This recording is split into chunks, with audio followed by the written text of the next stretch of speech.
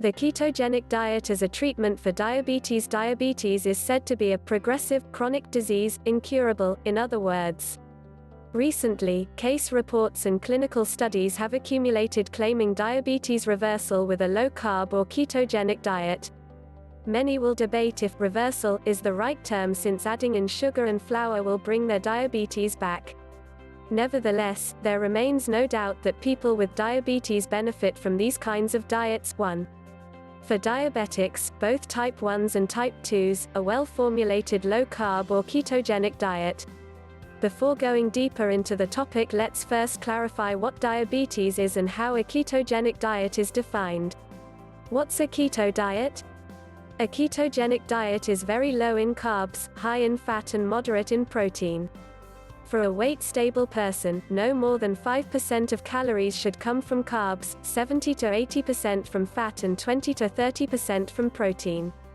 With this macronutrient distribution, individuals do not rely on glucose as a major source of energy but use fat for fuel instead. Fat is used to produce ketone bodies, which are used for energy or to regulate certain genes. 2 ketone bodies circulate in your blood, acetoacetate (ACAC) and beta-hydroxybutyrate (BHB). A third ketone, acetone, is spontaneously created from acetoacetate. It is not a source of energy but is useful for ketone measurement. Check our ketone measurement guide to learn more. Because the ketogenic diet replaces carbs with fat, it keeps blood sugar levels low, reduces the need for insulin and has an overall positive effect on insulin signaling. We will describe further down why this is so crucial for diabetics. What is diabetes? Diabetes is diagnosed when your fasting blood sugar is above 125 mg per deciliter or your HbA1c, poor proxy for 3-month average fasting blood sugar, is above 6.5%. However, that's not what the disease is, that's just how doctors diagnose it: uncontrolled blood sugars. The disease exists way before you see high and unstable blood sugar levels. Diabetes is actually a metabolic problem. It's characterized by the hormone insulin no longer exerting its important actions appropriately. Your cells and tissues don't hear it knocking, so to speak. So you produce more and more insulin, which eventually fatigues your pancreas. This deluge of insulin, hyperinsulinemia, you now find yourself bathing in also causes your fat stores to release fat inappropriately. This ultimately swamps your liver with excess fat energy. To reduce the excess energy, your liver starts frantically producing and pumping out lots of blood glucose. This task, gluconeogenesis, is costly and momentarily solves your liver's crisis of energy excess. The longer-term cost, however, are serious consequences like high blood sugars, unstable energy levels, damaged tissues via glycation and ROS, neurodegeneration and worse body composition, with fat usually stored in the wrong places, etc. There are 2 different types of diabetes, type 1 and type 2, and they differ in their causes. Type 1 is an autoimmune disorder where autoantibodies attack the insulin-producing beta cells in the pancreas too. As a consequence, type 1 diabetics produce hardly any insulin. They need to inject insulin to cover what's called their basal insulin need. They run into issues when trying to cover their carb intake too, which we'll get to. Type 2 is caused by environmental factors leading to increased insulin resistance, like the 3 big dietary factors: sugar, flour and seed oils. To understand what insulin resistance is, let's first have a look at insulin's role in the body. Insulin has 2 main tasks: to cycle fats into and out of your fat stores appropriately and also keep your blood sugars stable. 3, 4. An increase in blood sugar stimulates insulin release in the pancreas. Insulin then binds to insulin receptors, which unlocks glucose channels so that glucose can enter the cells. A second important task of insulin is lipid storage. 5. As long as there is dietary glucose entering the bloodstream, it will be taken up by the cells with the help of insulin. This also lowers the use of fat as fuel. As long as insulin is present, fatty acids are stored away, preferentially in adipose tissues. Insulin also suppresses lipolysis, the release of free fatty acids from stored fat. Insulin resistance is the opposite of insulin sensitivity. Insulin sensitive means that cells respond well to a little insulin, and insulin resistant means that they need more insulin to respond appropriately. With increasing insulin resistance, these physiological processes get disturbed. But what causes insulin resistance? There are two kinds of insulin resistance in a sense. In diabetes, we see pathological, meaning bad, insulin resistance. On a ketogenic diet, we see physiological, meaning normal, insulin resistance. The ketogenic diet diverts blood sugar preferentially towards your brain and less towards your muscle by making your muscles insulin resistant. So your brain is kept happy with its 30 to 50% glucose requirements, and your muscle can do without the glucose by happily burning away fatty acids. This is normal metabolic flexibility. In diabetes, you've got generalized insulin resistance that is metabolically inflexible, making you a poor fat burner and hyper-reliant on glucose. This is damaging to your cells and organs. It results in glycated tissues and peroxidized fats that essentially age you, increasing your risk of heart disease, cancer, and even losing a limb. Insulin resistance is caused by several mechanisms, one of which is chronically elevated insulin levels. So what increases insulin levels? Mainly sugar. A poor night's sleep can do it too, but sugar is a big one. This can be sugar that is part of our diet or carbohydrates that are broken down to glucose or other simple carbs. Proteins put together with fats can also be converted into sugar, a process called gluconeogenesis. However, it is really the effect of dietary refined sugars and starches, flour, causing blood sugar and insulin spikes, not protein. These insulin spikes from added sugars and flour are then often followed by a blood sugar crash, leading to a sense of discomfort, even sweating, and usually a craving for more high-carb foods. When we eat this carby kind of food multiple times per day with little time in between meals, insulin levels are consistently high throughout the day. Over the years, cells react to this constant overflow of glucose and fat by shutting down their insulin receptors. With fewer insulin receptors, cells become less sensitive to the action of insulin. For the same amount of glucose to be taken up, the pancreas has to produce more insulin. Not only cells that use glucose as fuel become insulin resistant, but also chronically inflamed fat cells. When they become insulin resistant, they take up fewer circulating lipids despite high insulin levels. Insulin resistance also increases the release of free fatty acids from fat storage. Free fatty acids in the blood reduce the glucose uptake into muscle cells and further contribute to insulin resistance. Insulin resistance is often characterized by high triglycerides, as well as a high ratio of triglycerides to HDL cholesterol. Another organ that plays an essential role in blood sugar regulation is the liver. It stores excess glucose as glycogen, and when glucose levels are low, glycogen is broken down to provide glucose 6. This process is regulated by two hormones, insulin and glucagon. Insulin normally promotes glycogen synthesis and interferes with glucose release from the liver. With increasing insulin resistance, the liver may release glucose despite the presence of insulin. Another mechanism how insulin resistance leads to an increase in blood sugar. Insulin resistance becomes worse over time, so more and more insulin has to be produced. At some point, the pancreas is literally burned out and can't produce enough insulin to keep even basic blood sugar under control, let alone after a high-carb meal. This state is end stage of type 2 diabetes, where insulin injections become necessary. 7. Type 2 diabetics do not produce less insulin than normal, but the insulin resistance increases the need for insulin. A diabetic pancreas is eventually unable to supply this increased demand. This sounds like a vicious cycle, and it is. More and more insulin is needed, and increased amounts of insulin further exaggerate insulin resistance. Is there a way to escape this cycle? Good news, yes, there is a way. How to escape the vicious cycle with a keto diet? Whenever increasing amounts of insulin aggravate insulin resistance, it only makes sense to keep insulin levels as low as possible. Does this make sense? You may notice that this is the exact opposite of the standard treatment for diabetics. They receive external insulin to overcome the inability of the pancreas to produce sufficient amounts of the hormone. Because insulin resistance becomes worse over time, diabetics need more and more external insulin over the years. So how do you keep your insulin low? You have to decrease the need for insulin. Insulin is needed to shuffle glucose, fats, and proteins into the cells, and if we reduce the amount of glucose in the blood, there is less need for insulin.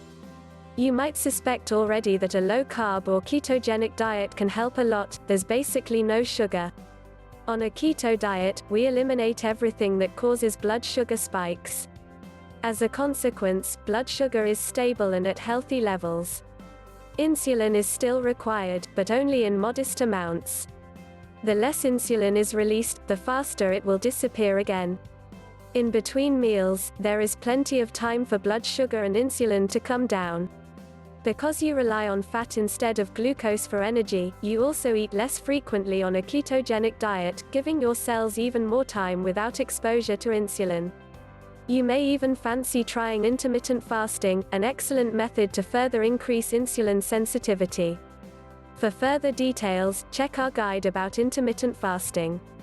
The decreased exposure to insulin restores insulin sensitivity over time, or in different words, reduces insulin resistance. This means that cells become responsive to insulin again and less insulin is needed to perform its function. Can you reverse diabetes type 2 with a ketogenic diet? The answer to this question is yes. Many advocates of the ketogenic diet say yes because the diet restores insulin sensitivity, and as a consequence, diabetes symptoms disappear. The ketogenic diet allows diabetics to live a normal life and even come off their insulin entirely, if they retain sufficient insulin secretion capacity. The counter-argument is that diabetes is not reversed because it will come back soon after starting to eat lots of sugar and refined carbs. How much time is soon? It is difficult to say how soon diabetes will come back, and the time it takes depends on many factors. It is, however, true that the ketogenic diet does not set the body back to zero and allows for another few decades of unhealthy eating. On the other hand, every adult with a high sugar, high carb history has a high risk of becoming diabetic. It is just a matter of time. We also need to define reversible. That's not easy. But what matters is that a low-carb or ketogenic diet increases metabolic flexibility and decreases pathological insulin resistance. In so doing, it decreases cardiovascular risk factors and improves overall health. Many diabetics don't even need external insulin or other diabetic medications when following a ketogenic diet. A ketogenic diet's beneficial for type 1 diabetics. Type 1 diabetes is not caused by insulin resistance, but it still makes sense to lower the need for insulin. Because type 1 diabetics hardly produce any insulin, they rely on external insulin when following a standard high-carb diet. Through carb restriction, a ketogenic diet decreases the need for insulin. In some type 1 diabetics, their insulin production is sufficient when following a ketogenic diet. Others still need to inject insulin, but much less than on a high-carb diet. Overall, it is much easier to control blood sugar levels with injected insulin on a ketogenic diet because blood glucose raises only mildly after meals. In fact, a recent survey of the Type 1 Grit Facebook group established the valuable proof of principle. Managing type 1 diabetes with a well-formulated ketogenic diet results in astonishingly improved control of blood sugars. 8. In the words of the authors, they say, exceptional control of T1DM without increased risk of adverse events. What should a diabetic eat on a keto diet? The ketogenic diet is by definition ideal for diabetics, no matter if they have type 1 or type 2 diabetes. However, they need to follow it more strictly since it is a real therapy for their disease. The most important thing that diabetics have to learn is that there is no reason to avoid fat, not even saturated fat. It is not saturated fat that causes arteriosclerosis and heart disease, but an excess of refined carbohydrates like sugar and flour. Seed oils are implicated in the disease, although by other mechanisms that involve damaged lipids and mitochondrial toxins. Healthy fats are crucial on a ketogenic diet, but people who have been following the official dietary advice don't know what healthy fats are. In short, all natural fats that you find in fish, meat, nuts, olives, coconut, and full-fat raw dairy products are healthy for diabetics. On the other hand, oxidized seed oils and the trans fats in margarine should be avoided. Learn more about good fats versus bad fats here. The same is true for meat. You've probably been told to avoid red meat when in fact you should not. Meat is an integral part of any diet, including the ketogenic diet. There is no reason to avoid it. Okay, you're excused if you've been bitten by a Lone Star tick. The ketogenic diet reduces cardiovascular risk factors and improves the lipid profile by increasing HDL and lowering triglycerides 9, 10. These foods belong to a ketogenic diet. All kinds of meat, organ meats, seafood, and fish, nuts and seeds, vegetables, preferably leafy greens and mushrooms, small amounts of low-sugar fruits, such as berries, and even smaller amounts of starchy vegetables like carrots, full-fat dairy products and eggs, coconut oil, olive oil, butter, ghee and lard. Starchy foods, all kind of grains and anything that contains refined carbs should be avoided. Is the keto diet safe for diabetics? Many people and even some doctors confuse nutritional ketosis with diabetic ketoacidosis. Ketoacidosis occurs in uncontrolled diabetes when the pancreas cannot secrete enough insulin to exert its action in cells, so blood glucose levels and blood ketones both skyrocket to dangerously high levels. Ketoacidosis has nothing to do with nutritional ketosis, which is when ketones are produced from all the dietary fat you're relying on and can thus keep your blood sugar levels under control at low and stable levels. So yes, the ketogenic diet is safe for diabetics.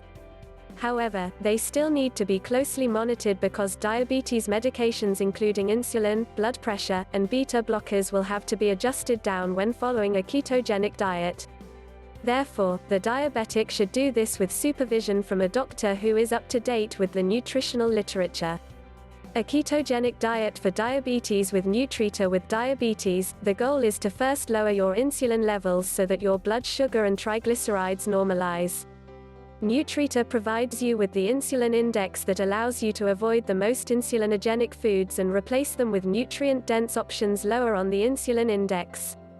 The insulin index alone can be a bit confusing because fish can cause you to secrete quite a bit of insulin, but your body compensates with other hormones like glucagon, unlike what happens when eating a donut or a pizza. Nutrita combines the insulin index with other measures, such as the keto score, that helps you to optimize ketone production and to stay in ketosis on a well-formulated nutrient-dense diet. You don't need to worry about each and every detail, as Nutrita gives you a simple green, orange or red light to indicate which foods fit your goals. Studies backing low-carb, keto diet's benefits for diabetics: low carbohydrate diet in type 2 diabetes, stable improvement of body weight and glycemic control during 44 months follow-up. 23 diabetes patients were put on a low-carb diet with 20% of calories coming from carbs. They were followed for 44 months and the weight and HbA1c decreased. Short-term effects of severe dietary carbohydrate restriction advice in type 2 diabetes, a randomized controlled trial. 102 patients were randomized to follow either a low-carb or a low-fat diet for 3 months. The weight loss was greater in the low-carb group. The low-carb group also had a greater beneficial effect on total cholesterol and HDL cholesterol. The effect of a low-carbohydrate, ketogenic diet versus a low glycemic index diet on glycemic control in type 2 diabetes mellitus. 84 obese diabetes patients were randomized to either follow a ketogenic diet, less than 20 grams carbs per day, or a reduced calorie, low glycemic diet, 55% calories from carbs, 500 kilocalories deficit. The ketogenic group had greater improvements in HbA1c, body weight, and HDL cholesterol compared to the low glycemic group. Diabetes medications were reduced or eliminated in 95.2% of the ketogenic group and 62% of the low glycemic group. A low-carbohydrate, ketogenic diet to treat type 2 diabetes. 28 overweight participants with type 2 diabetes were put on a ketogenic diet for 16 weeks. HbA1c, weight and fasting triglycerides decreased significantly. Out of 21 participants who completed the study, 7 discontinued diabetes medications, and 10 reduced the medications. A novel intervention including individualized nutritional recommendations reduces hemoglobin A1c level, medication use, and weight in type 2 diabetes. 238 patients received nutrition counseling and were asked to follow a ketogenic diet for 10 weeks. After 10 weeks, HbA1c decreased significantly. 56.8% reduced or eliminated at least one diabetes medication. Effectiveness and safety of a novel care model for the management of type 2 diabetes at 1 year, an open-label, non-randomized, controlled study. 262 participants were allocated to a ketogenic diet group, and 87 participants were allocated to a usual care group. In the ketogenic diet group, HbA1c, weight and diabetes medications declined significantly. Insulin therapy was reduced or eliminated in 94%. Conclusion: type 2 diabetes is not a chronic and progressive disease if one removes the offending factors from their diet, namely sugar, flour and seed oils. This is imperative because it accomplishes two things: it removes the factors causing and exacerbating the disease, as well as replace them with nourishing foods that also regulate appetite. With nourishing food, a stable appetite and having removed the disease factors, this disease will not progress but regress. Type 1 diabetics, for now, nearly always need some insulin. How much they need and how effective the exogenous insulin is at controlling their blood sugars largely depends on how well they followed a well-formulated low-carb or ketogenic diet. What it comes down to is that the diet allows you to deal with the easier task, covering your basal insulin needs. Off the diet, people are faced with the harder task, covering basal insulin needs plus those arising from carby foods. Diabetes, whether type 1 or 2, are diseases extremely susceptible to the therapeutic level effects of diets that lower insulin. If those diets are also nutrient-dense, evolutionarily matched to humans and produce a more generally preferable shift in metabolism, then all the better. This sort of dietary treatment for diabetes holds great promise in their potential for helping out in other diseases like cancer, Parkinson's and Alzheimer's disease.